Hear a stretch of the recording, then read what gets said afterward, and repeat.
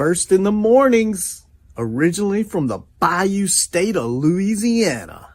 I say, here at Cajun Roots Reseller, you give me an offer and I'll take it. You got the dollars? You got the dollars? See the special man on YouTube. He's got it all. I got an offer. I got the dollars. Let me have it, please. I got the dollars. I say. This is Johnny's, the place that'll let you have it with no problem. Let him have it. Johnny has a sale right now. I say. This is Johnny's place. Let him have it with no problem. See the special man. Here at Cajun Roots Reseller, you give us the offer. You got the dollars. You got the offer. Well, let him have it with no problem. Let him have it. You got it. I am looking for some jewelry in Dublin. Do you have any credit? No, I was recently involved in a divorce in Dublin. Look, I'm not one of those maybe it's Maybelline gals, okay? I just want to go out on the town with Sheila and accessorize some. See, special man. I don't know about you, but this dough girl is going to Johnny's place. Check out Cajun Roots Reseller right now. I say. Go see the special man and tell him the dough girl sent you.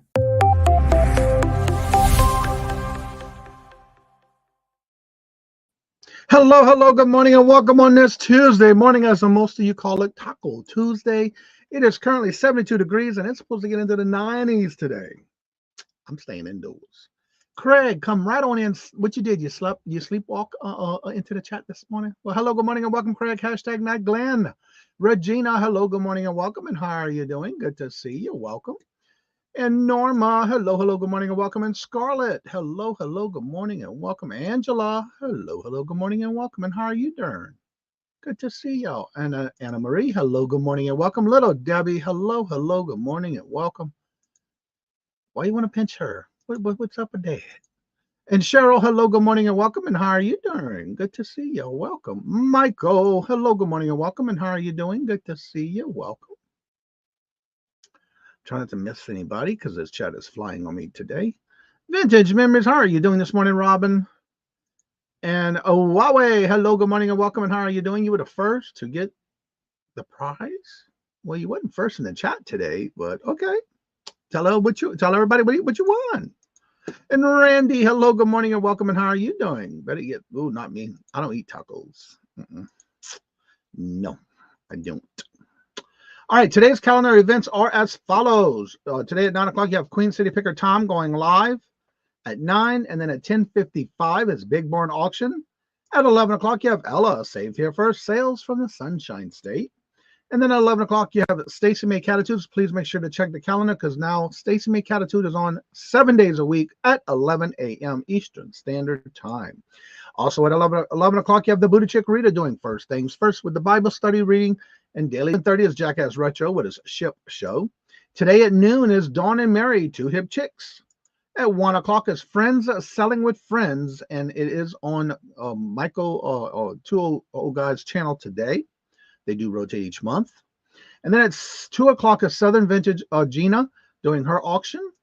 Red Road goes live at 3. At 3:30, Buying Space does the unboxing, which is every Monday, Tuesday, Thursday, and Friday. And then every Tuesday and Thursday at 5 o'clock, you can find Nails Jamie B on live. And then at 6 o'clock is on Dawn's channel with Creations by D and guests. Tonight at 6 o'clock, you have Ladies Night with OG Lions, Colleen. At 6 o'clock, you have Steph Sell Stuff by the Seashore. Then at 6:30, you have Janit's solo sale.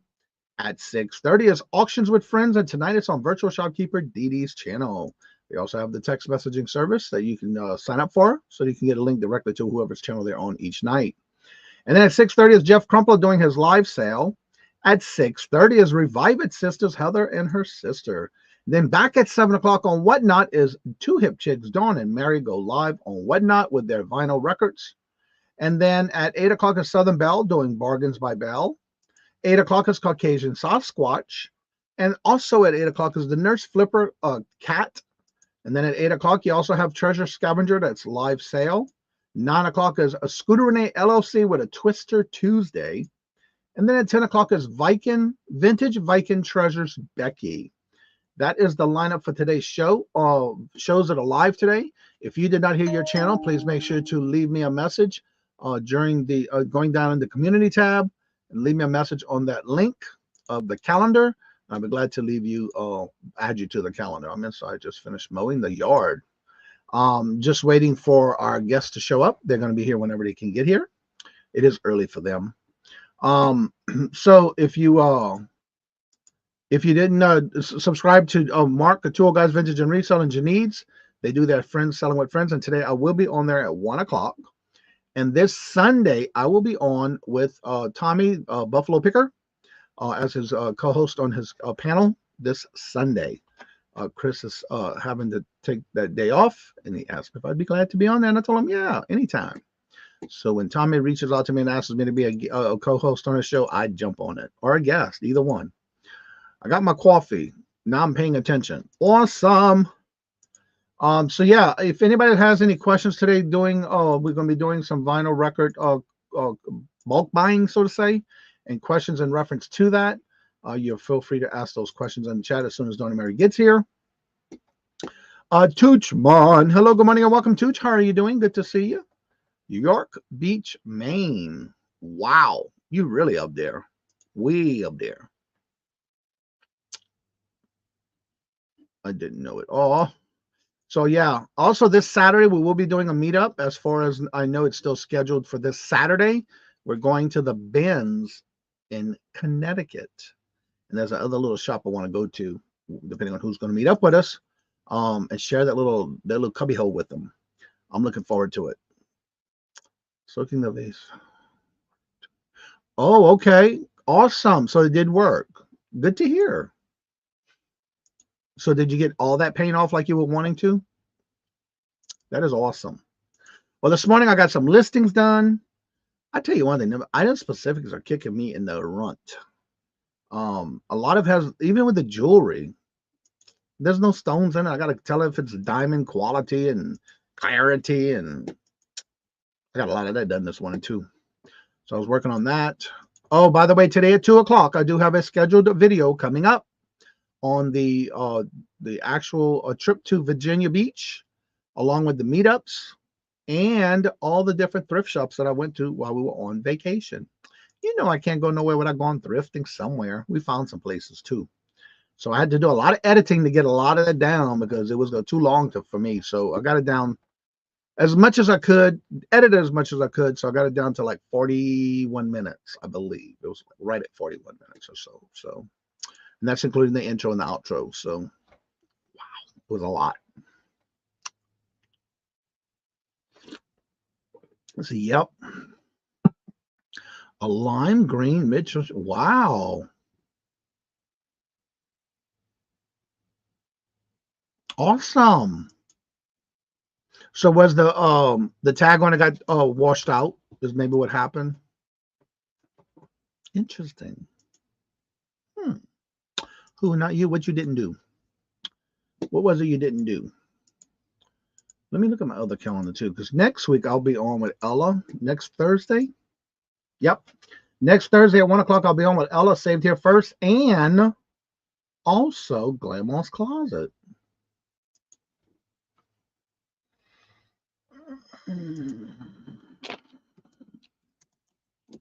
Better write this down before I forget.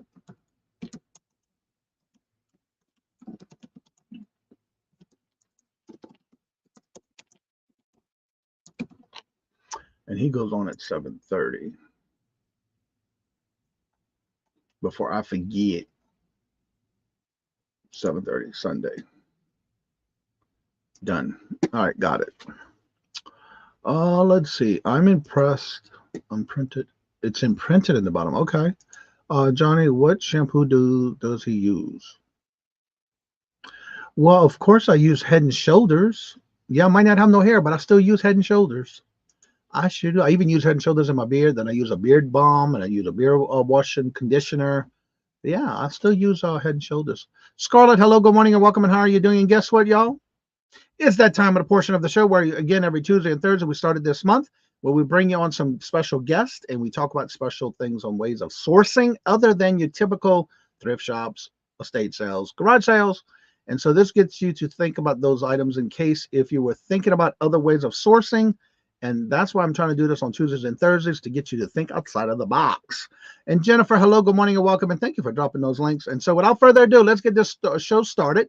And we do have our guest in the back room waiting to come on up. And that's none other than John and Mary. Two hip chicks. Hey, guys. Good morning. Good How are morning. y'all doing? We're having our coffee together this morning. Coffee. We got coffee, kids. Oh God, it's Yes. really Coffee. And again, I want to thank y'all for accepting the invitation to come on this morning. And so what I'm going to do is, I will. Jennifer said she's dropping links and things. Hello, Teresa. Good morning. Hello and welcome. And so what we're going to do is we're basically going to get into. I know from experience with y'all watching a lot of y'all videos how y'all do a lot of bulk buying. But before we get into that, I think everybody here knows who you are. But today you have two shows going on, so you can be pretty busy today. Yeah. And for those that don't know, this one. Yeah. This is our, this makes, this will be your third one today, but on your channels and your whatnot. yeah. I did make sure to go over the calendar first.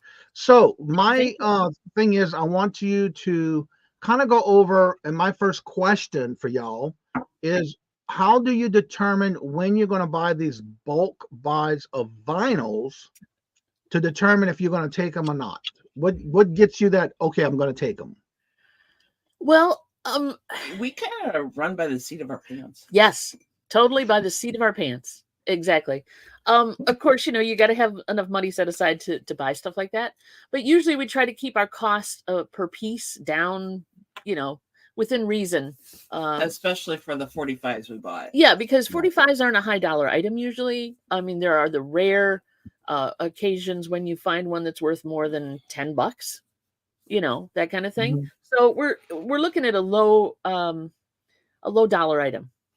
45s are small, right? They're just little records. Easy to ship. They're very easy to ship. But we want to keep our cost per piece down as minimal as we can, because the return Under on investment. $1. Under $1 for sure. So Right. return on investment has to be there. And then of course it depends on how many are in a lot. And yeah, that pretty much just does it. That judges it. If it helps it if they're more recent, then a lot of them are 50s and 60s. That we picked up in that larger lot. You guys go check out our channel. There's a video where we show us loading up 30,000 records.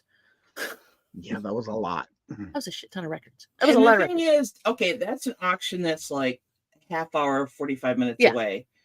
And it's, so it's local. And they happen to have 1 week, they had lots of like 1,500 or something. Yeah. And we didn't get those. They just went sky high. So the next week I looked up their auction, and they had 3 different lots. One was like 5,000, one was 30,000, and one was 60,000, let's say. I don't even remember anymore. Yeah, this whoever had these records really collected. Really, Or no, it was like 15,000 and 30,000. Yeah. So I think we got the biggest lot now. Yeah, we got the biggest lot. So we were going for the middle of the road, and that one went beyond our budget. We had the money to buy it, and we knew that we would probably have to spend close to $1,000. Yeah, easy. But we were prepared to do that. We had the money set aside to do that. Just so you guys know, it wasn't a cheap buy. No, it wasn't like we got them for $5. It's a lot of money, but then when you kind of divide it into how many. Yeah. And the nice thing about, because we have always, in fact, from the same place, we call what we call the craptastic lots. And usually where their boxes of 45s are not sleeved. Yeah. They're in miscellaneous condition. There's a lot of cleaning involved. Yeah. And stuff. And we bought quite a few of those in the past. Yeah. And then this lot came up, and they were all nicely boxed in 45 boxes. They were all sleeved. We never went to look at them. No, we just kind of look. we at the would picture. recommend that you do, but If you can, yeah, if because you want, can. because condition is very huge when it comes to vinyl, right? Mhm. Condition is everything. Yeah. You could have maybe not so popular artists, not so popular music, but condition. If you got a good condition record, there's usually somebody out there who's interested in it somewhere. So we, Right. we do it And that what I'm way. going to do is but- I'm going to go back and forth from many questions in the chat to some questions I'm going to throw out there. Little Debbie would like to know, so is there good profit in vinyls? We've paid for the lot. We paid for the lot already in the the different, because we have a pretty wide base of market for it, right? We have a booth, right? So we can put them in there. We have a antique booth and they sell there. We sell on YouTube, of course. We're on Johnny's Hump Day auction, and we sell on different auctions as well. We also do Discogs, which is a online record market where people It's can a music market. Yeah, so you can sell CDs and they do LPs, CDs, LPs, 45s, cassettes. cassettes, and some shellac. So we do that too, and the stuff that's worth a little more we put up there, and then of course we're doing Whatnot as well. And in Whatnot, it's just different markets, right? Not everybody hits every one of those sources. So if they're into music and they're into records, they're going to hit one of those, hopefully, both the local and the online. So it can be, but you got to put work into it, right? They're not going to come to you clean. They're not going to come to you in great shape with every picture sleeve that ever was printed. You've got a lot of chaff with the wheat. So you've got to be able to take the time to work through that, clean, determine what, how, we play grade them all, which that. That was the next question in the chat. Yeah. And do you play every one you check it all? Every one of them? Yeah, we do. A lot of people don't, and there's nothing wrong with that. Okay, so if you're buying something that somebody says it visually it grades out at such and such a grade, there's nothing wrong with it, because usually, like 9 times out of 10 they're right. But there can be, let's just say, one-offs where it looks like it's a mint condition, but then you play it and it skips and it's a flaw in the record itself. The grooves are so small you can't really discern that by visually grading it. You have to play grade it. So but we do play grade. We play grade the A side for Whatnot. Right. We play grade the what side. The same thing when we sold them, like on Johnny's auction. We don't play grade the B side because obviously that's not necessarily the song they're looking for. If we sell it on Discogs, both sides get play graded. We are fortunate enough to have a record cleaning machine, which they're not cheap, kids. No, we also clean by hand too. I mean, when we're play grading stuff, we usually clean it by hand first, and then if it goes to Whatnot, we clean on the record cleaner, which is a vacuum machine. You anchor down your record, you put on the solution, you brush clean it while it spins, and then it vacuums it. Okay. Literally sucks the water and the dust or whatever that might be on it, the dirt off of it. So yeah, it's a time-consuming process, but the people that are buying from us, say on Whatnot, now know. Not only that, we play them for Whatnot, which not everybody has that capability, right? How we do it, but for the pylons, we also tell them they're all play graded. They're all this grade or above, that kind of thing. And by a pylon, we mean we do an auction for 2 minutes, and Dawn just tells them what the artist and the song is. Kind of like what we do when we do the hump day, when we do a pylon. Yeah, that kind of thing. And in 2 minutes, whatever is in that pile.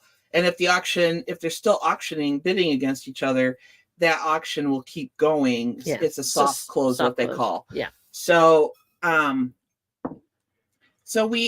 we've built up trust with people that they know that they're going to get a quality, that they're not going to skip. Yeah. We grade kind of, and it's a gold mine standard. You can look it up in Google. Yeah.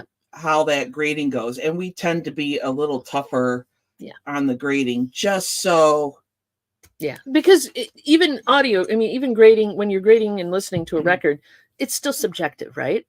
Mhm. If you look at the gold mine standard, it says plays, with minimal wear and blah, blah, blah, blah, blah. And everybody takes that in their brain a little differently. So it's kind of objective at that point. And it's also the condition of the label.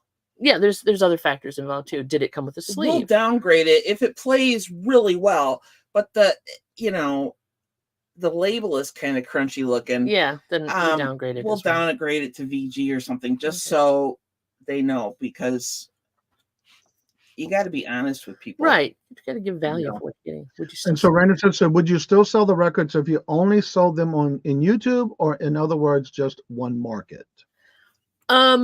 Probably not to the extent we do now. I mean, we wouldn't be buying 30,000 bulk like that. We would be probably just doing garage sales, estate sales, local record stores, maybe hitting,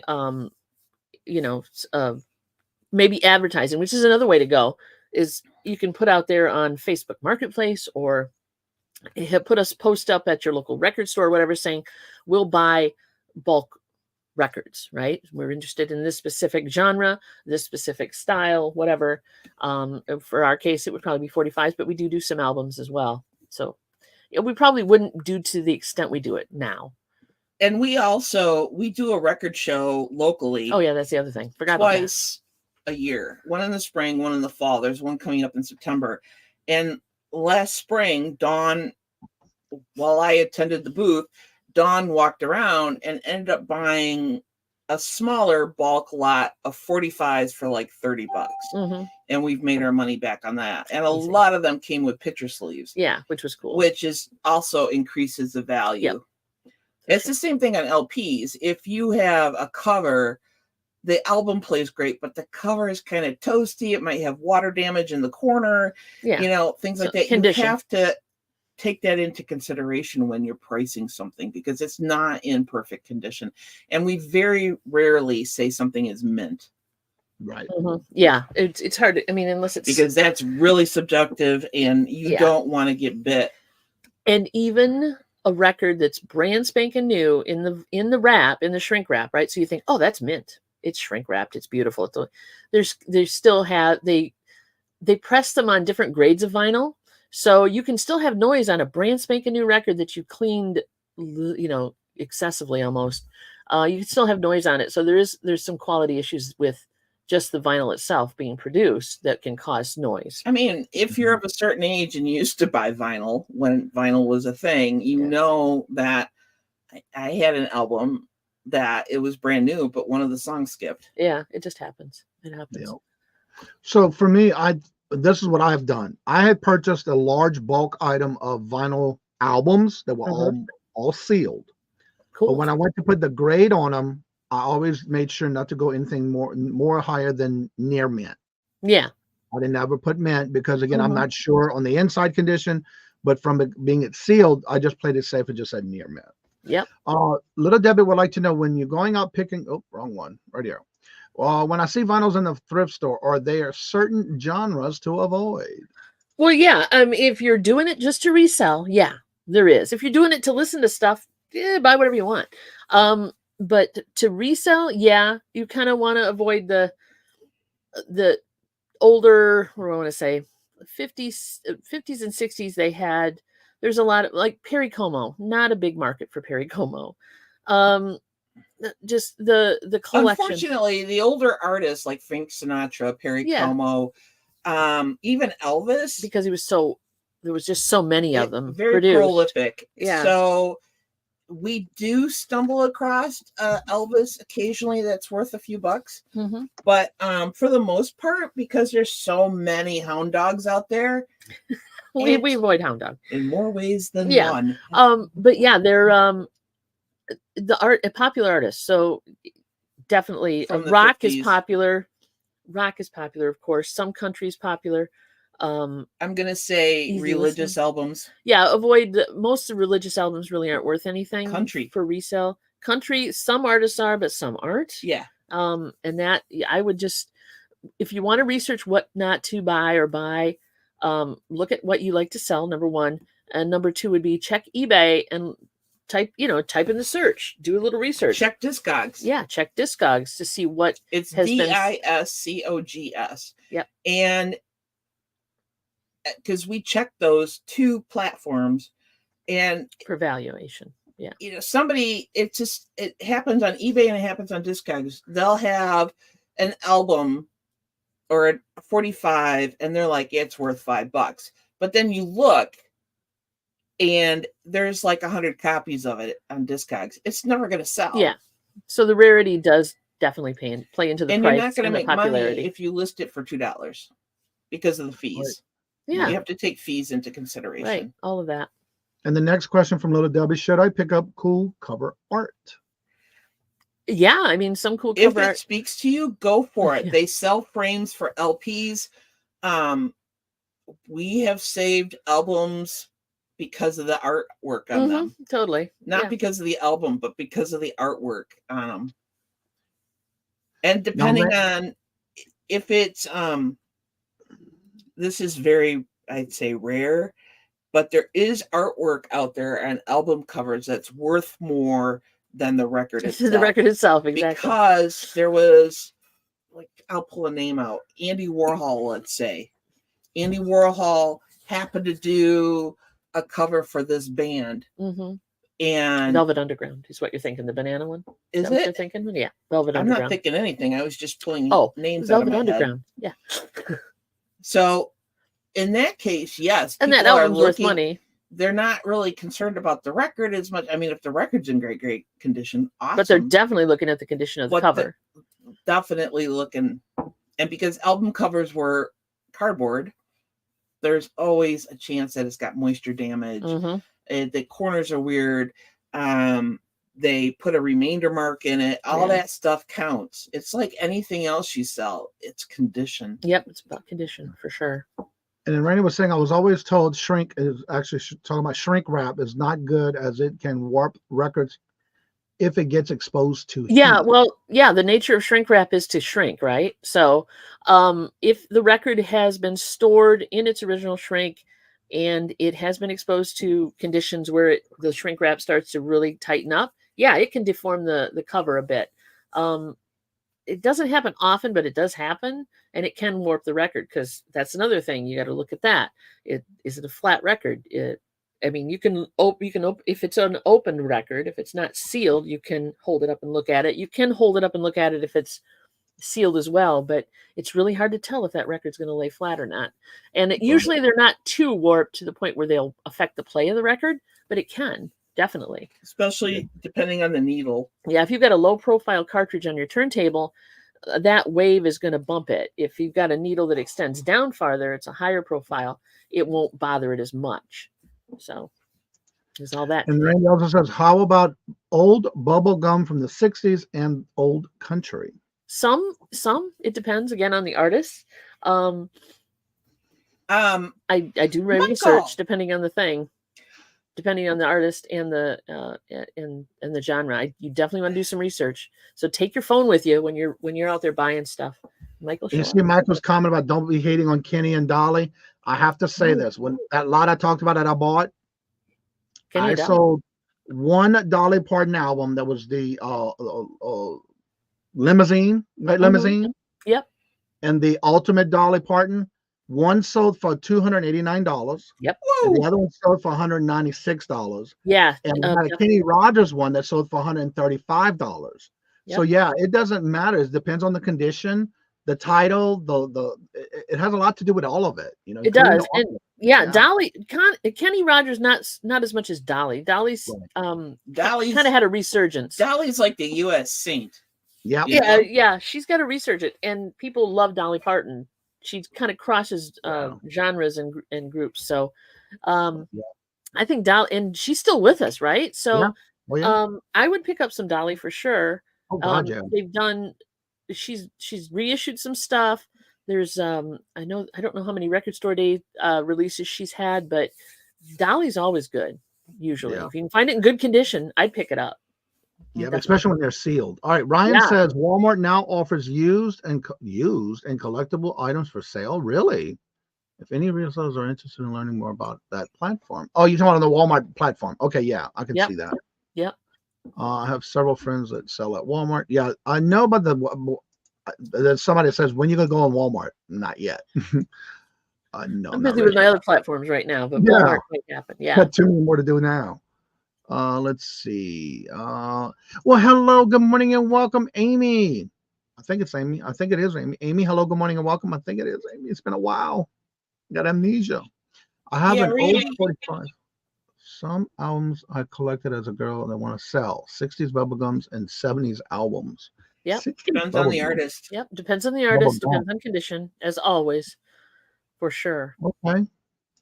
Yep. Island of the Stream. Is that the main one that sticks in your head? So I wanted to talk a little bit about Discog because some people may not know about it. Uh-huh. I know when I first started getting into vinyls, when I always did love vinyls and the sound of it. What is actually that if somebody's just getting started, what is Discog also known for as far as if you even have your own collection? Can you Sure. even sell on there with your own collection? Yeah, sure you can. There's a marketplace there, as well as they have a section where you can log in, start an account, and keep track of your own collection, which is nice. I was just going to say, you can keep, even if you don't want to sell on the platform, you can list your CD collection, which we have, and our vinyl collection on there. Yep. And that way, if we're out and about and we see something that we want to keep, we can look it up. Make sure we don't already have it. And don't, because trust me, we've doubled. Or if we do have it, it lists the name, the artist, the condition of the record you own. You can put that in there and notes on it, like, I bought it on such and such a day at this place for this much money or whatever. But it lists condition. So if you are out shopping and you just want to buy something for yourself, you can pull up Discogs, say, oh, I have this, but I only have it in VG condition, and this one is supposed to be sealed, say. Then you might buy it, right? Because you got to upgrade. And for practical purposes, say you have a fire, and I'm not trying to trigger anybody. No, but yeah, you lose your record flood. You've got something an inventory list of what records you have. And you can determine value at that point too, which is helpful. Because although if you're insured, they give you so much for personal contents and all that. But if you have a collection, you kind of want to make sure you're getting your value out of your collection in case that happens. So don't look at Discog as just a way of looking at records. You can also put your inventory into a system where you have everything at site, and then say you are outsourcing. You can still pull that up on your phone and say, okay, now I want to upgrade it because I found a better copy. Then you can know what you got. And in this case, it also can help you on insurance. Raina says, well, they are all sound good. And the last time I played them, about 50 years ago. Yeah, and it's tough. And again, when you're playing stuff, remember the type of turntable you're playing it on, right? So if you're playing it on a nice high-end system, you're going to get good, true quality of sound. If you're playing it on a cheap Crosley. Well, Crosleys aren't that bad, but the sound quality, a cheaper turntable or a record player you had when you were a kid or something, you're not going to get it. You'll get an idea of what it sounds like, but you won't get a good quality of sound out of it to determine exactly how to grade it, perhaps. And I'm not dissing Crosley. I'm just saying it would be because you can play 78s on it. Yeah. That's the other thing. 78s. If you're a reseller and you're looking to get into vinyl, I would not necessarily go for 78s. They are a pain in the patootie. They're made of shellac. It's a different material. It's not as pliable as vinyl. It's not as forgiving as vinyl. I mean, it doesn't necessarily warp as bad as vinyl can in the sun or the heat, but shipping it, you can break it really easy. Yeah. You have to be and really. She is an amazing packer, and we quit selling them because it was like you sold a couple different 78s and each one broke in shipment. And there was nothing I could do about it. I mean, literally, they had to drive a truck over it but they're very fragile. So consider that. Also, if you're going to be selling shellac and 78s, the groove spacing is different.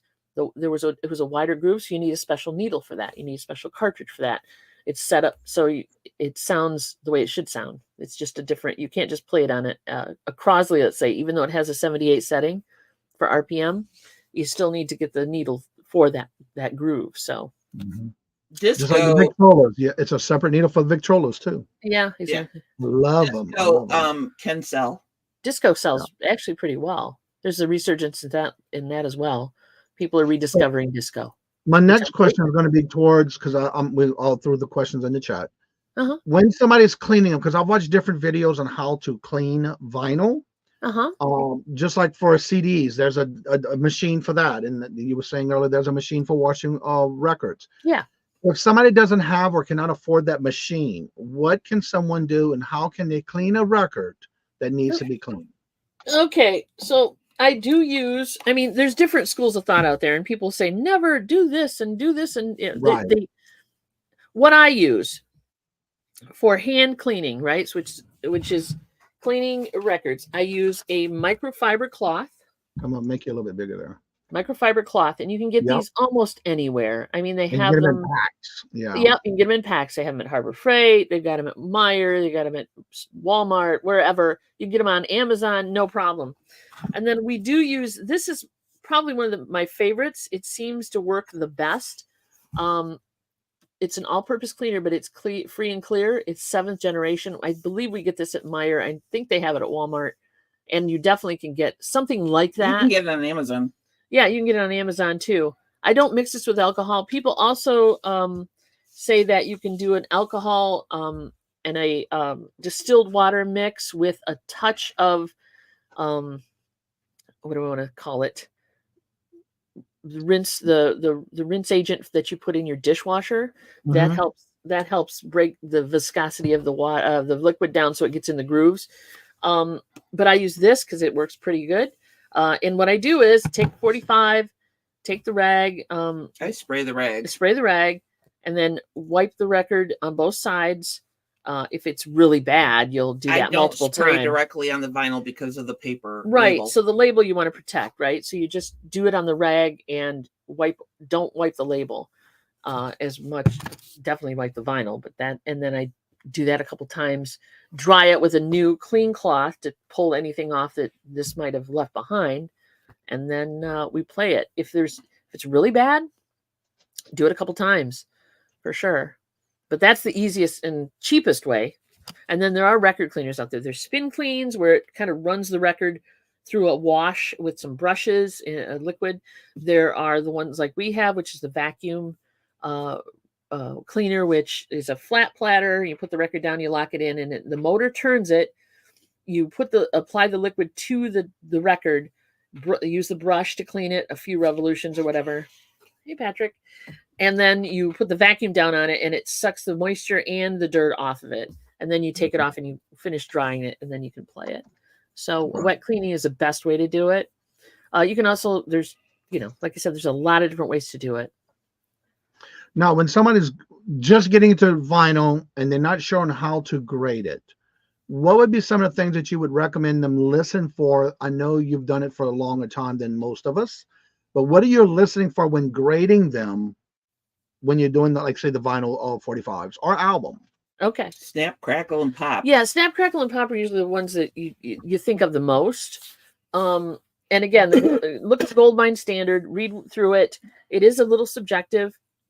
For us personally, so the record, the only reason it goes, let's say, mint to near mint, VG plus, VG, G plus, G minus, and then poor, or fair and poor. Okay, so there's a lot in there. Pretty much, we play the record if it has a few pops in it, but nothing consistent. Like there isn't a big scratch through it, so you hear it every revolution, right? Or it doesn't pop, crack, and snap, crackle, and pop a lot. But it might have a few. That's usually VG plus. If there's more sound to it, if that snap, crackle, and pop is at the beginning of the record, but the whole record, it's clean. VG, otherwise, it's VG to VG plus, depending again also on condition of the label, condition of the vinyl. There's a sheen aspect you got to look at too. Does it shiny? Does it look like it's pretty dang new, or does it look like it's been played a lot? So that's wear on it. Basically, sheen is dictating the wear, the label, or the needle wear on it. Mm-hmm. There's all that involved. So it's very subjective, and you can understand why people will say, well, you put that at a VG plus, but it's definitely a G or something like that. People have their own ideas. People can be very stringent. Are you gonna pull a I need a 45. I think You you can need a 45. just grab one we've already graded. It's not like you don't have enough of them. Norma's asking, should you clean in circles? First of all, the grooves go around the record. Try not to touch the vinyl. Touch the very edge, and Right. this goes for a lot of media. So don't try. And then when we clean, you're just holding it by the label and going around. Now it's harder to do on an LP, of course, but Right. you can do it. It can be done, or lay it flat on a clean surface and do it that way as well. But yeah, you're going around, and because the grooves go around the record, you want to rotate the record or go around the record. I usually go opposite of the way it plays, because in my brain, and I don't know if this is accurate or not. Like I said, it's very subjective. The needle, if there's something in there, the needle will pull it into a groove tighter once it's played. So I go reverse on that, and that's why I do that. But yeah. Hold on one second. Somebody just asked what we used to ship. So What do we Yeah. keep And talking? then another question is, so how many hours do you spend cleaning and processing records? I've got a lifetime of it. But yeah. So as you know, we're doing the random record plays now, right? On Sundays, they come out at noon. I'm upstairs at night, probably before I go to bed is when I do it. And I'm working on other things on the computer. I'll have a stack of records with me, and I will go through and clean them and play them and grade them right there while I'm doing that. Plus I'm recording it. So I'm doing that as well upstairs. I spend more time in the winter. Yeah, but you can take as long as it takes. A record plays for 3 to 4 minutes, right? Or 2 to 4 minutes. So you're doing 2 to 4 minutes per if you're play grading everything. You don't have to, but yeah, it takes up a good portion of time. But it's time I'm doing something else as well. So it's not. I can sit like I'm concentrating on it. But I want to mention too, so they don't forget, when you're grading this, you're not actually grading both sides. You're grading side A or side Right, 1. grading side A. Now, if side B is just obviously, I'm That's fair. visually grading side B. Right. And if it looks like it's just gonna play horribly, but side A is great, I'm gonna definitely note that, right? And I will play side B just to make sure that it doesn't skip. Or if it looks if it's that bad. really, we had one record that was worth $100. 145, which is really unusual. It Yeah, was that's just rare. a really off 45, but it was worth around $100, and it had sold up to like 150. So, yeah, I played both sides. Oh yeah, you would. I played both Right. sides. So when There's the you question for Craig. when you're this kind of goes with shipping, but we buy white sleeves Yeah. in bulk. So you got to think about that, because a lot of like the 30,000 that we bought, Oh, it's fine. their sleeves might be in really poor condition. Or it has a picture sleeve, right? So You don't want to mark it up. You don't want to mark it up. So when we ship it, So you can see that we write condition, Right. year, what genre, the price, and the little WN is for whatnot, because it gets listed there. So yeah, so what we do is when we ship them, we'll put the picture sleeve in a clear plastic sleeve. We'll put the 45 in a white paper sleeve. We will put it inside, usually sideways like that, so it doesn't fall out. So there's that. It's all in that plastic sleeve. And then move over to the hardware here. All right, to get to, we're putting them in rigid cardboard mailers. They do not make mailers for 45s. I'm gonna have a special order because you want to go. These are 7-inch records, so you want to go with at least an 8x8 mailer. They don't make 8x8 mailers, so we've got these 9x12 mailers, and we cut them down. So we cut out basically. There's your 45. So we'll cut right here and take out half of the back side of this, or take this out, And then you can fold it over down, and it gets protected. And Protect we it. have not had any break. Right. And then LP wise, did you pull an LP mailer? Oh, They of do course. make special ones for that. And I write, that too. I write in red marker, please do not Yeah, bend don't bend. Do not bend on both sides. Yep. Because we've had instances You where don't know. the Yeah. post person did that They've to jammed somebody. things into mailboxes. It didn't break, but they did that. Right. Show the right side. So yeah, and that is a standard LP mailer. So what you get is We buy these in bulk also. Yep, you buy these in bulk. The sides fold down to depending on the size of the record, and they go to about, so you can mail about 3 or 4 in here safely. And of course, we reinforce them with we're putting a. You can either put a cardboard sheet in there, which you can also buy or cut out yourself, 12 by 12, and then we put bubble wrap on the other side. But those are also, all the records are put in to plastic sleeves, so they come in sizes. So you have to take that cost into there's all that into account also. You don't have to do that, but your buyer will love you for it, and you will get a better review for it. As far as, for sure. Now, I'm also going to show one other way that Dawn and Mary ships their 45s. If you happen to buy bundles, here's what they do as well. They use I got it. 8 by 6.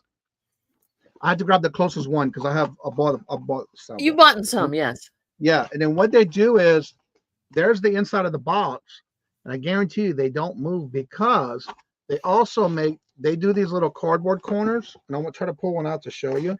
They even add these into the corners and the side of the box so they don't move. Yeah. So when you get your box, you're gonna basically have a cardboard on every side and each corner. That way they don't move. And so that's how I get my packages from Dawn and Mary when I buy bulk records. And she's got a cutting tool. Any box cutter will work, but she does have a cutting tool that, because sometimes it's not 6 inches high. So this is a handy thing to have. So she'll cut it down to 4 inches and then fold it in. Yeah, I did a morning show on that tool. That's a great tool. It's great it. because I can't cut a straight line to save my life or score a straight line. But this, what it does is you put it on the edge of the box, you figure out where you want it to go, and then you just roll it along on the teeth. But you can also get these cool box knives, and of course I got this from Lonnie, where you've got a perforator on this. Oh, let me make it bigger so they can see that. Hang on. So it's like a scorer on one side and a box cutter on the other. Yeah. So and then it comes out as a box cutter on this side. But I'm terrible with my lines, so I use this one more than I use this one. I love that one. Now the thing with the sleeves, you can buy them by the packs, and just like when I list any vinyl on any platform, after I'm done listing them, they go in that plastic sleeve in my inventory. That way it's already protected, and when I go to mail it again, I do still wrap it in bubble wrap, and I do whatever I have to do. Yep. So it does help them. It keeps them from rubbing on.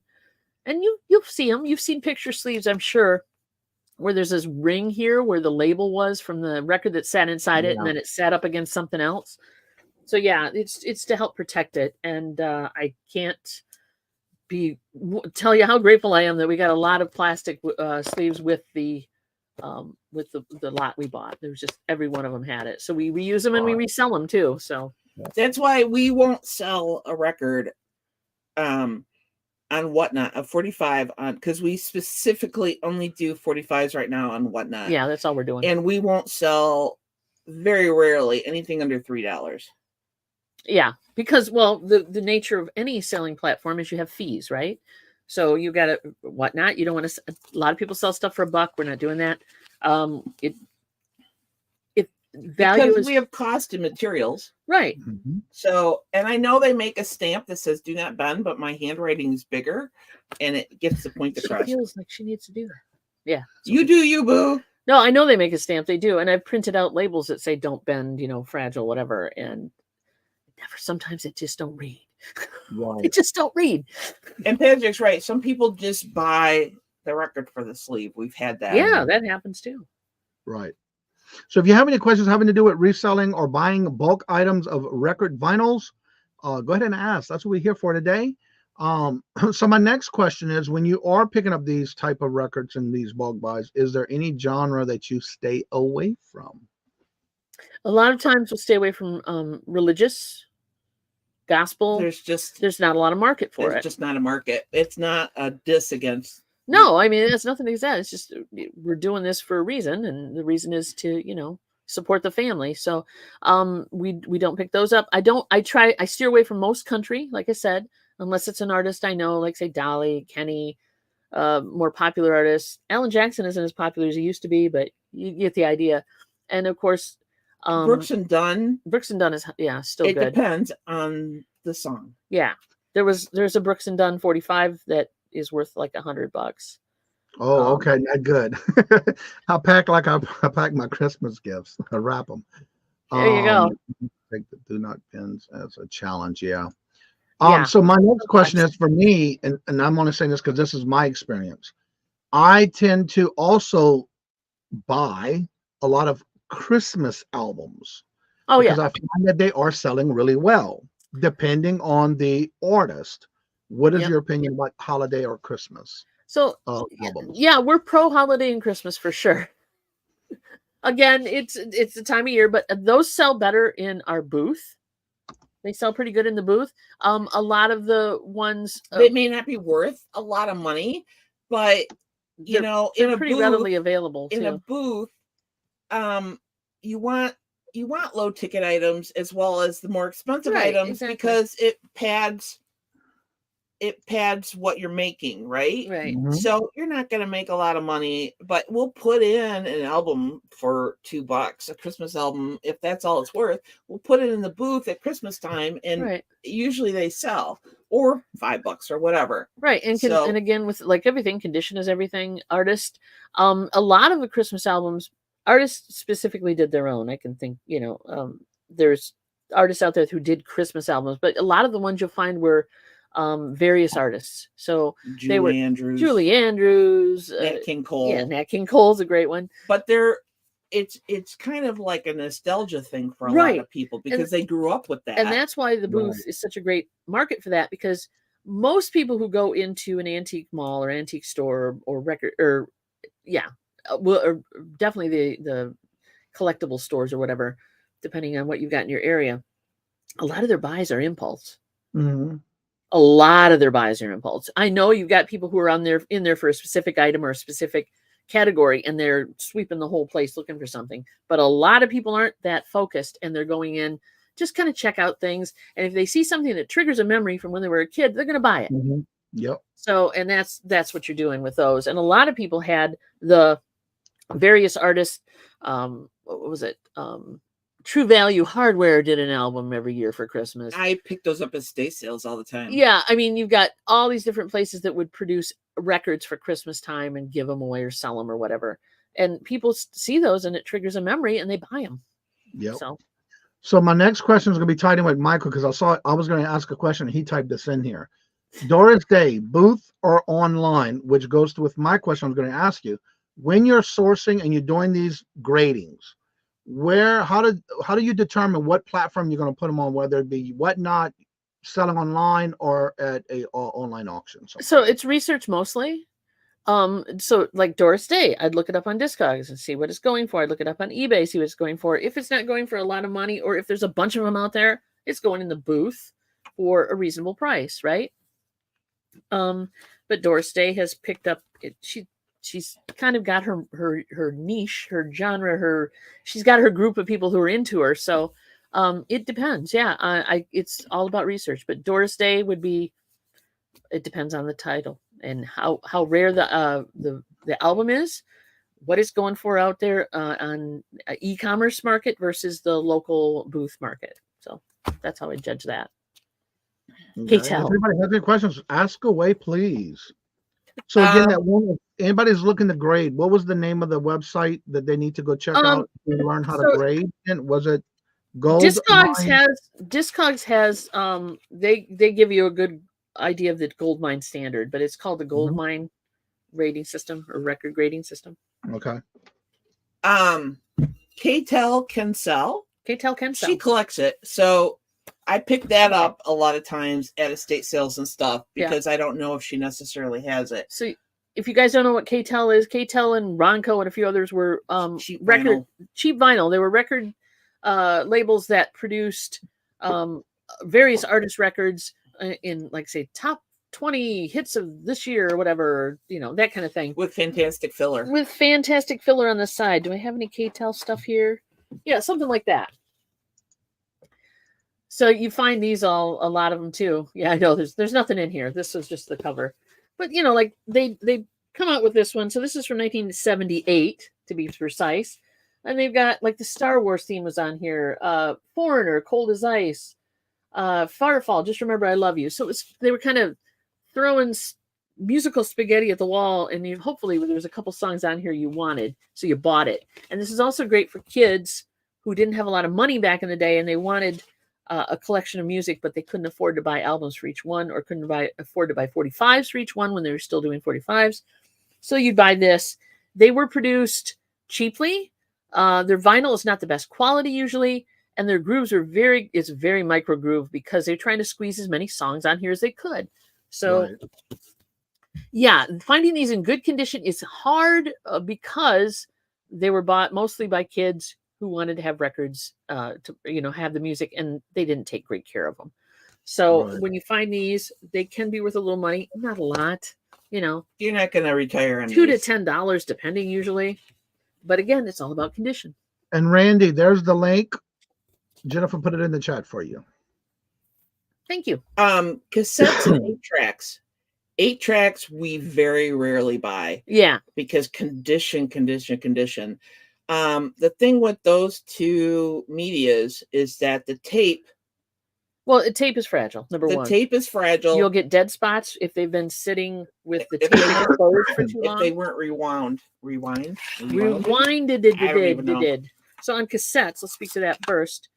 With cassettes, so this has been rewound, but if the tape was left out exposed like this, even in the case sometimes, depending on the area it came from, if it was a high moisture, humidity, if it had a lot of dirt in the air, like say somebody stored them in their garage or whatever and used them to listen to while they were fixing their car, things like that. If that tape is left exposed when they put it away, you can have a dead spot in it. It will demagnetize and cause a fade or a drop in audio quality. Also, this little felt pad right here, I'm trying to get it closer so you can see it. The glue would let go on those and it will drop off. So you'd have to repair that. So I check every one to make sure that is securely fastened to there, because that's the pad that holds the tape to the head. You've got case condition as well to think about, insert condition, all of that when you're doing this. And it helps to have a tape recorder. And it helps to have a cassette player. We have so you one can sitting on her desk right now. Right underneath here. Now, 8-tracks is another thing. They also have the pads that hold the tape to the head. They have the same problem with dropouts. So if they're left, and most 8-tracks weren't stored back in their packaging, they were just left thrown out. So you do have that possibility of a dropout. The foam inside, and I don't have an 8-track. Wait a minute. I have them, but they're sealed. I got one. Yeah, you want to get them sealed. Hold on. I found one. Which is hard.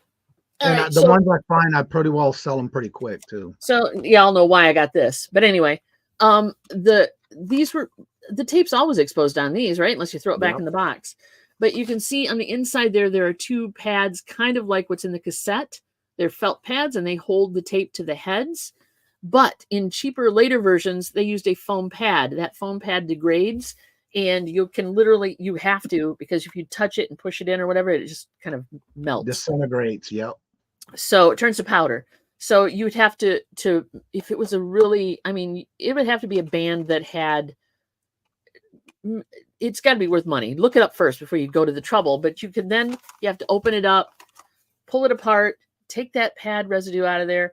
Then you can buy a kit that will let you replace that pad. And then you got to say, is it worth my time? Yeah. What's your bandwidth for this? Because if it's only worth $5 on eBay, you might not go through all that trouble to fix it. Yeah. And then of course, then you've got a copy. Then you've got something that's been opened. Like this has been opened. You can tell. Yep. Because they went along the label.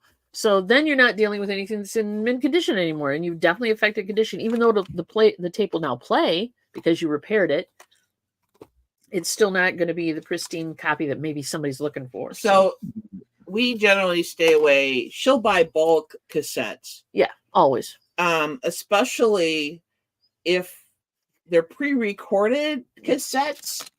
So this is pre-recorded from the label, right? And then you're getting into. Well, I'm saying. Well, you don't have. You mean like these? I mean, like that. All right. So yeah, you mean like these are recorded by a person. Because sometimes the tape cassette, and this is a little off track, but sometimes that tape cassette is worth money. You can't sell it as, oh, it's got all this music on it because it's copyrighted music. Right. You can't sell it like so that. you sell it as blank. You sell it as blank. But the reason you're doing that, not this. Okay, so we're going way off track here. There are different, there are different biases of tape. You can still buy a cassette tape that is normal bias. You cannot still buy cassette tapes that are high bias, to my knowledge, or metal. And metal is a formulation of tape. So this is a high bias tape. And the way to tell is, number one, it says type 2 on it. And also, if you look at the holes, so on the end, on a regular bias tape, you just got the one punch out to keep it from being recorded, right? That's how they worked. Yep. On a high bias tape, you'll see there's already a punch out on this side, and then this is the tab that you would punch out to stop from recording on it. That tab is used by cassette decks to determine the bias of the tape. So it's a setting inside the machine, and it changes the audio quality. It's designed to, and then of course there are decks that, you can manually adjust the bias, which is fun. But yeah, the high bias tapes, even if they're recorded on and they're in really good shape, you could sell those.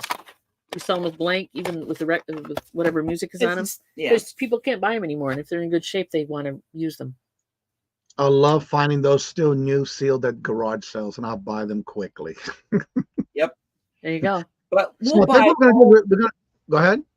We'll buy bulk cassettes because there's still some, and they might be coming back in popularity. I just saw something the other day that somebody said, "Oh, tape cassettes are coming back." We'll see. They are. Of course they are. People like, various artists, or they're completists, so they're getting the ABC artists and they want it in CD, vinyl, cassette, 8-track. Definitely. There's people that collect like that. Oh yeah. So like if I'm into the Carpenters, which I am, I've got now this album on 8-track. I've got it on cassette, and I've got it in LP. Probably every variation, if I'm a completist of that LP, because there were variations, of course, depending on where it was pressed and but when it was made. We very rarely buy 8-tracks. The other point about buying cassettes is if you can go into an estate sale and find a rack of cassettes. Do I have the rack? Yeah, there's one over there. So if you can buy selling on Hump Day. You can sell them on Hump Day. Yeah, bring me that. So first of all, if you walk in and it's in a rack like this, and you've got a bunch of cassettes that are, if there might be high bias in there. If they'll sell you this for $5, I would buy this in a heartbeat. Number one, there might be high bias in there, and you can look pretty well to find out. You can tell the quality of the tapes. Plus, this case is worth money, and they don't see the value in this case. But especially the trade, the big ones that you'd hang on the wall that held like 100 or 45 or 48 or whatever. There's value in those. Don't sleep on those. If you're willing to ship them, or you can sell them locally, I guess. But those, like the Napa Valley cases and some other ones, they're wood. Yeah, they're worth money. You make your money back. You can throw the tapes away if you want to, but don't do that. Or donate them to your local thrift store or something like that. But when it comes to music, the storage units can be worth money for us. We've definitely made our money back on all the wood Napa and Napa adjacent. You can get them at a decent price. The Napa crates can go upwards to 50 or more, depending on condition. And we're not shy. We'll go to like a half off day on an estate sale. And especially if we bring our friend Laura with us, because she is the negotiator supreme. Yes. She negotiates with extreme prejudice. We know that there might be some craptastic stuff that's not worth any money, but we'll go up to the estate sale people and say, listen, you've got all these 45s left. How much do you want for all of them? How much do you want for all of them? And we'll get them out of your hair. That's the easiest way to start buying in bulk. Just grab, to see if they're willing to, but you want to pay pennies for each one. Yeah. That's the best thing I can tell you. You're going to be buying records, 45s, pennies for each one. LPs, minimal, you'll probably get away with is $1 each, probably 50 cents each, depending. Right. But if you're bulk buying, they might give you a better price. Exactly. Yeah. So my next and final question, because I think it's winding down with questions in the chat. Unless anybody has any, go ahead and ask them in the chat. No worries. We're going to wind up the show. My final question is, I have been seeing different videos lately, which is very unique. I've even had my stepsister has these vinyl record albums, like as a border in her man cave, so to say, or her game Okay. room. What is your thoughts or things that in reference to when people recycle these albums and or 45s into craft items? What is your take on that? Well, a lot of people are like, right? I'm not that way because number one, I know that there are a lot of records. Only if they're worth money, then I go. Well, yeah. Yeah, I mean, well, it's you a record print, that I right? know is worth money and that's in great looking shape, and then they decide they're going to take a heat gun to it or put it in an oven or something. Yeah. But most records that they're doing that with, they're not worth playing. They're not going to do any musical service to anybody anymore. Let's put it that way. Right. We've sold crap tests. We sell craft lots and 45s Yeah. all the time because they're either they skip or they're just beat to heck and they're not going to be worth playing, or they're really common. There's reasons just to, and with the amount of records we have to get them out of the house, right? Mhm. So we're willing to do that. But yeah, there's a place. I don't take a rare, whatever record and do it. Of course not. Right. But there's plenty of vinyl out there right now. There is a resurgence, so things are getting pressed again. Not like they're not doing a lot of 45s, but as far as LPs is mostly what I see people doing with their craft lots. They're doing clocks, they're doing bowls, they're doing, they're melting them down or cutting them out or whatever. Which is nothing new. They were doing that when I was a kid. Yeah, it's amazing on the creativity on those that people are doing. Oh yeah, and it's cool. I mean, I think it's cool. It's expressive. It gives you a way to appreciate, the music in a new way and kind of show your love of vinyl or music or whatever. And it's cool. It's neat looking. Well, I hello, don't have a problem with it. Mr. Paul. How are you doing? Good to see you. Welcome back. I've been every now and then watching your videos on when you got your videos on what you sold and your cards. And if y'all ever have any questions in reference to watching, want to know how to mail sports cards or any kind of cards, check out Paul's channel. He does a lot of that. That guy. How on earth do you inventory that many record titles? So right now we haven't done it actually. We don't have an inventory of them yet. We know we have so many boxes in storage, right? And we're going through those boxes 1 or 2 or 5 at a time, depending. We filled up just to give you an idea Go look how at that many video. boxes. It was 4 pallets of boxes stacked like 3 or 4 high. More than that. We filled up a large U-Haul van in the back of our Or wagon, Ford yeah. Flex. Yeah. With all these boxes. It was a lot. And when we're talking boxes, we're talking like the big white boxes you see for comic books. They're not the really long ones, but they're like this size, right? So yeah, they're that type of box. We don't have a full inventory. I don't know what we have in the storage. I know we have boxes of records, but I don't know which records exactly. We go through them one at a time, a box at a time. We pull out the things we think is worth looking at, closer. Put them in another box. Put them in another box for play grading. Anything left over, it's either probably stuff we know we've seen before and it wasn't worth that much, or it's something we're going to get to later. Usually it's like, multiple copies of, I don't know, whatever. Not an artist that's worth anything. Right. I left my heart in San Francisco. Yeah, there you are, something, right? But you get A the will of the idea. world. But we're pulling promos out when we see a promo versus just a regular release. So that's a trigger. That Weird labels. Weird labels That I something that's haven't, like, I spent an afternoon at the storage unit where we have everything stored, and I'd pull a box out. I sat in the back of my car because the hatch lifts up, and shade. I just pulled out a stack and started going through. So I've done it enough now that I know, like, the record that was worth $100, it was an Alaska pressing from the Fairbanks, late Alaska. 50s. Yep. There was a record company in Fairbanks, Alaska. Yeah. And Wow. the artist was from Alaska. So I'm like, well, this is unique. Mm-hmm. There was a Greek record I pulled out that was worth money. You know, like, who knew? Yeah, all the promos I pull out. If it's a label that I'm not familiar with, I'll pull it out. Yeah. Artist I'm not familiar with, pull it out. I'll pull it out. And I'll fill up a box, go to the next box, and then I leave the rest there. So, like, all the Perry Comos and Frank Sinatras and stuff. I just Stuff that, yeah, we know pretty much. we'll either get seen to or it when whatever. we get to it. But right Right. now, Priority is the more unique ones. And it comes with experience, right? You can't walk if you've never touched a vinyl record before and you walk into an estate sale or even a record store, you can't really figure out what's worth money if they didn't have a price sticker on it.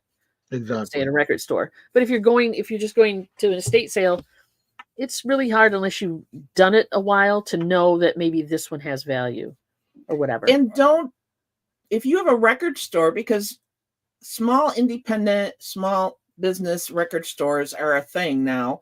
Yay. And we have one local that we will go to, and she'll go to and take that. This is like relaxation for her. This is her meditation. She will go to that record store, pull up a chair, because They have what they they call know. dollar bins. Don't Mhm. diss the dollar bins. Don't diss the dollar bins. I've sold some really cool stuff out of dollar bins that I picked up. Yeah, you And- only make a couple bucks on the record, but It's or you add it to your collection. That's the other thing. Mhm. Build a rapport with your local record store if you have one. Build a rapport.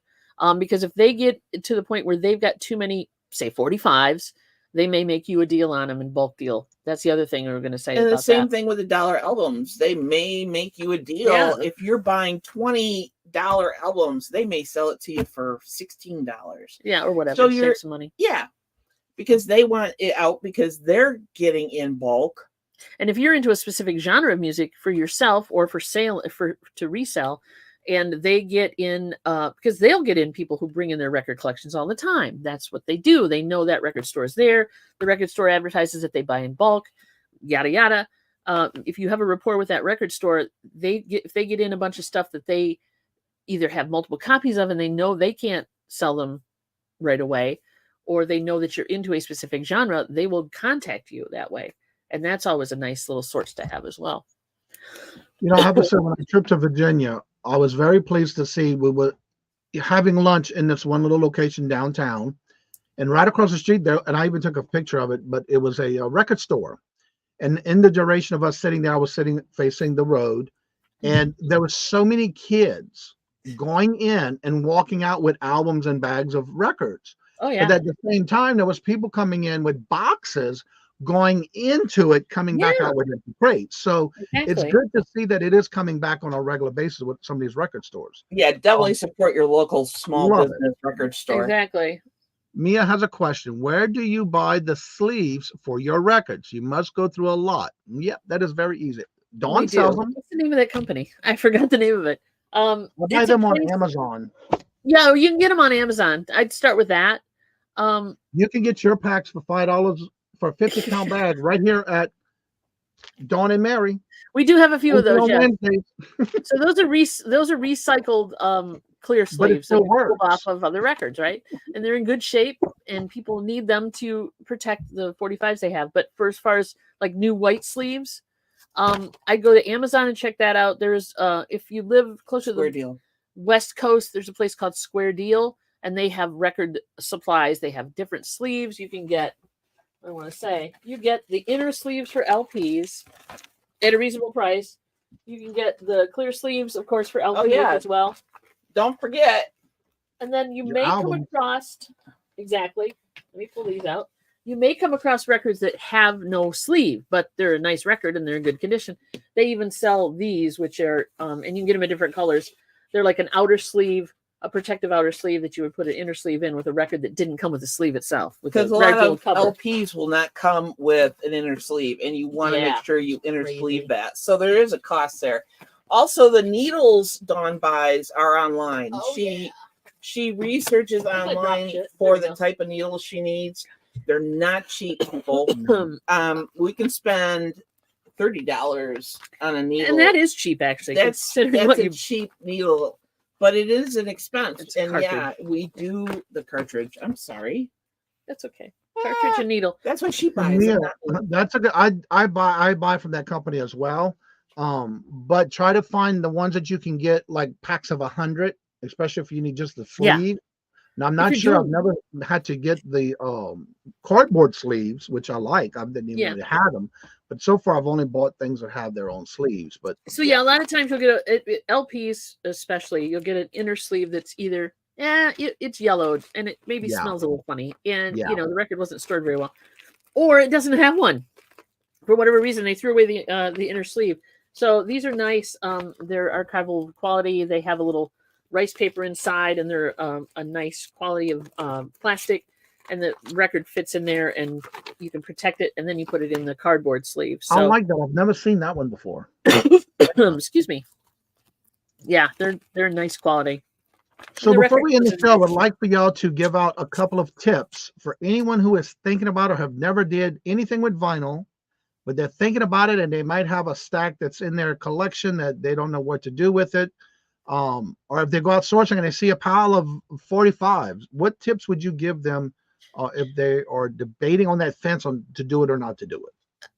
Okay, so I would say number one, take your phone with you and preload either eBay or Discogs into your phone so you have it accessible easily. That's just if you think something might be worth money and you want to pick that specific item up, right? If you want to buy a bunch of them just to see what you get, and maybe it's like gambling at that point or buying a lottery ticket, figure out how much you want to spend and pick up what you can afford for sure.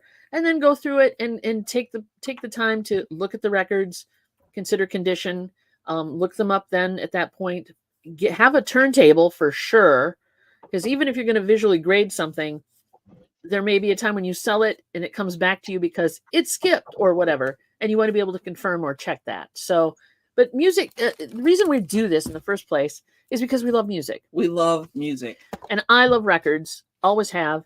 Always loved record players, turntables, have torn apart more than my fair share and put them back together. So it's it's my thing. and We'll you call it can that. find But if you love music, it's worth reasonably getting into. priced turntables, though you may have to go on the first day of an estate sale and get it because they're quite popular. And you can look it over and you can see if Right. it plays or not, if it's got the cartridge in it and stuff. And that's a way to start. You'll need speakers. Yeah, you can buy. I mean, there are being currently produced decent record players for $50 to $100. Mostly, it's $100, and you It's can an go up from there. investment. If you want to be an audiophile, go crazy and buy thousands and thousands of dollars worth of audio equipment. You don't need to.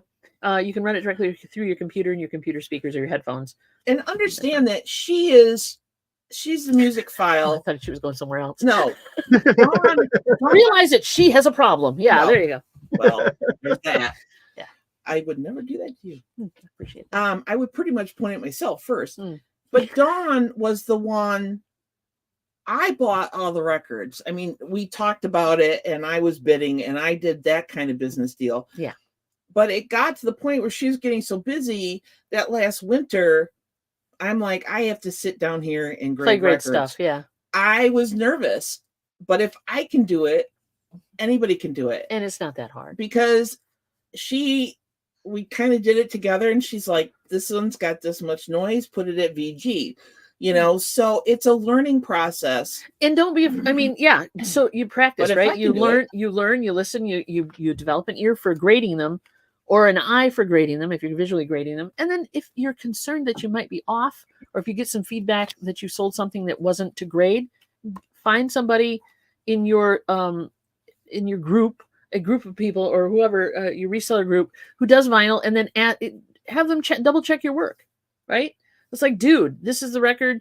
It looks like this grade to me, or it sounds like this grade to me. Can I get your feedback on it? And if they say, no, it's more this than that, or whatever, there you know. So it's a learning process And for like, sure. Because what we do now that we have a record cleaner is I do the preliminary cleaning. Well, it's summer, so I'm not doing that as much. I go through the preliminary cleaning and then I write all the information. Right. What it is, genre, value, putting it on whatnot. So I give her all the whatnot worthy ones, right? Yeah. And then she goes through it a secondary time. And yeah, it's kind of like double work, but she's checking my work. I'd rather have her do that. And Because- sometimes the grade goes down, sometimes the grade stays the same, and sometimes it goes up. Because we want a happy customer. I want to be accurate, and I want to make sure that the customer realizes what they're getting, and that we get a reputation for bringing value and grading correctly. And That's put the reason. word out there with your friends. I mean, if you're a reseller, even if you're a collector, put the word out with your family and friends and say, hey, I'm Any really vinyl? you know of anybody who's got records. Any vinyl? Any vinyl at all? So they may give you a craptastic lot, but it gives you a chance to play grade an LP you're not going to keep, and just listen to it and get an idea. Yeah.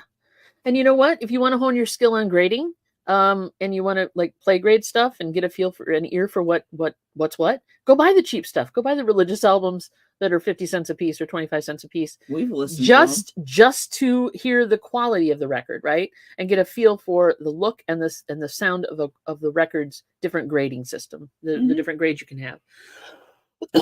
Yeah, Excuse me. My email address is up there, or you can put Dawn at 2hipchicks2.com, and we'll get back to you. Yeah, we'll answer questions. We don't care.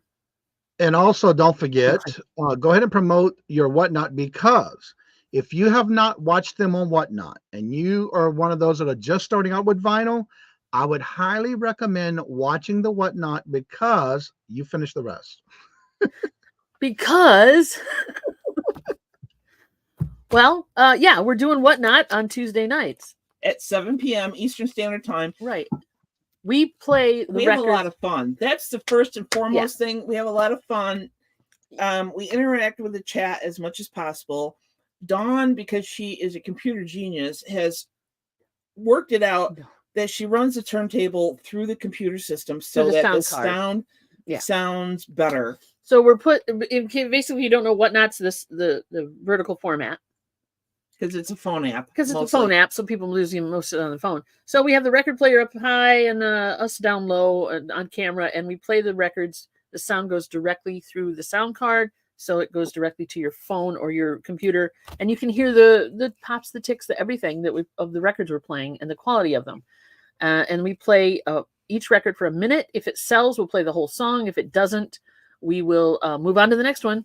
And we do about 17 in an hour. It's about an hour show. We're doing different genres. Plus a pylon. Plus a pylon at the end. So the pylon is, we've already discussed that. We kind of throw them. Those we don't play. We just kind of, they all have been play graded and they all are VG or better. But they're not played for the audience at that time. We're just throwing them on a pile as quickly as we can to get the most value in the stack. And the only time that we will sell a G plus record is if it's really rare. Yeah. It's a placeholder record. It's something that you can't find readily available anywhere. There are those out there. And if we find them, we bring them because they're rare and people want R&B, them for at least placeholders. You want to look for R&B also. Some jazz, some blues. So yeah, it's not just rock and roll. You got to think even some classical. They're play graded, they're sleeved. You're good to go, right? I'm glad you made your money back. I'm glad. That's great. That is great, Robin. Yeah. Well, the reason I was bringing that up is because if you're not familiar with records and vinyl, the reason I'm saying that with them with the Whatnot is because if it is starting an auction, somebody starts bidding, they play the whole record. If not, you get at least a good little portion of it to hear, to where you can hear that sound. Yeah. And it's so much, bringing back so much memories, listening to those vinyl records. I have several players that I play grade my records with, even when I buy them. And it's the sound that brings back the memories when I was a kid. So that's what I like about it, because then that's like, I'm gonna start dancing because I like the song. I remember that song, and it gets you moving. And yeah, so definitely check out the Whatnot every Tuesday at 7 p.m. It's a lot of fun. We enjoy it. We keep doing it because we love it. We've been doing it for over a year now. And we don't mind people buying a $5. If it only sells for $5, we don't mind, like Robin buying a lot from us, a pile-on lot for $5. And if she can make money on it, go for it. Yeah. We just don't have time for those lower end records for ourselves. And a lot of them are worth $1, $2. Yeah. Oh yeah. So it's but not that we they're... just don't have time for them. So not with 30,000. No. No, we don't. I don't mind. I'm not going to live that long. You know We're what I'm not the saying? type to get offended, like, oh, they bought that from us and they're reselling them. You know what? Have at it. Yeah, Do it. resell the heck out of those records, baby. We're good with that. We're good with that. You have some of the record collections on your Discog, over 400, I think. I do have. Oh, she has some over on hers for over. Yep. Wow. Yeah, no, that's cool. Yep. Yeah. So again, as you see, there is a lot of passion here for records, which is great, and that's why I asked them to come on up here. So if you have any other questions and you don't know or didn't get your answers or you missed the show, go ahead and reach out to them. I'm sure they'll be glad to answer you. What's up, Deborah? Hello, good morning, and welcome. And so don't forget, this Thursday we will be having Ella saved here first with the question and answers about pallet buying mystery boxes. That should be fun. And I'm trying to do something different every Tuesday or Thursday. So if you or someone you know does different types of sourcing and would like to have them on, let me know. Reach out to me and let me know, and I'll be glad to reach out to them and invite them on a particular day that they are available. And so with that being said, again, don't forget to check out the list today. Dawn and Mary do go live on their channel at noon every Tuesday and Thursday, as well as tonight at 7 o'clock on Whatnot. And they'll be here every Wednesday on Whatnot, on Hump Day Auction on this channel. He's having a moment. It's so confusing being who we are. Yeah, it's poor Johnny. So thank y'all so much for coming in. Thank y'all for the questions, and I'm glad that we were able to have another great session. I'm trying to do this every Tuesday and Thursday with different topics. So please come back over on the Tuesdays and Thursdays, and also make sure you come back on Fridays where we also do Would You Buy It or Would You Leave It segment. It's a game that we play every Friday. So thank you, Johnny, for having us. Really appreciate it. Coming in and Johnny, you know you're really special because I don't normally get functional at 8 o'clock in the morning, dude. So there's not many people I would do and that's that why for. I emailed you last week to make sure it was okay this week. We're awake. I have my alarm set, everything. Dawn and TKR Video Central does a video every Monday or every other Monday where they simulcast together, and that's just a whole nother topic of different records and genres and things like that. Yeah, So we cover everything as well. Yeah, we cover all sorts of topics plus whatever the chat wants to talk about during that hour. So yeah, that's at 7 p.m. Monday, every other Monday. It's going to be next Monday on my channel this time. But yeah, it's definitely a fun show. And also, one of the topics I'm looking for somebody to cover is if you purchase house buyouts. That's one of the topics, and I'll reach out to Mia too because I want to get her on here. So Been there, done it once. Yeah, we did it once. Yeah. That's a whole nother show. So that's a whole nother show, baby. Yeah. Yep. So as I say before I end each and every show, thank each and every one of y'all. Don't forget today at 1 o'clock, I will be on with Mark and Mike. Actually, Mark and Janice on Mark and Mike's channel today at 1 o'clock on their Friends Selling with Friends. Hope to see y'all there. So as I say before I end each and every show, love always. Love is always free. And I just realized I did not, in the excitement of all this information today, I did not drop the link for anybody to come on the panel. You didn't. So if you want to come on after the show, more than welcome to join us after the show. I'm going to go ahead and pin that right now. We monopolized your show, dude. But I love it. That's what I want. That's what I'm looking for. So again, as come on in after. Shows, love always. Love is always free. Please be kind to one another till we meet into another chat. Have a blessed and fabulous day. And until we meet again later, peace out. And y'all come back now. You're here. And again, thank you, Dawn and Mary, for joining us. You're welcome. Thank you for having us.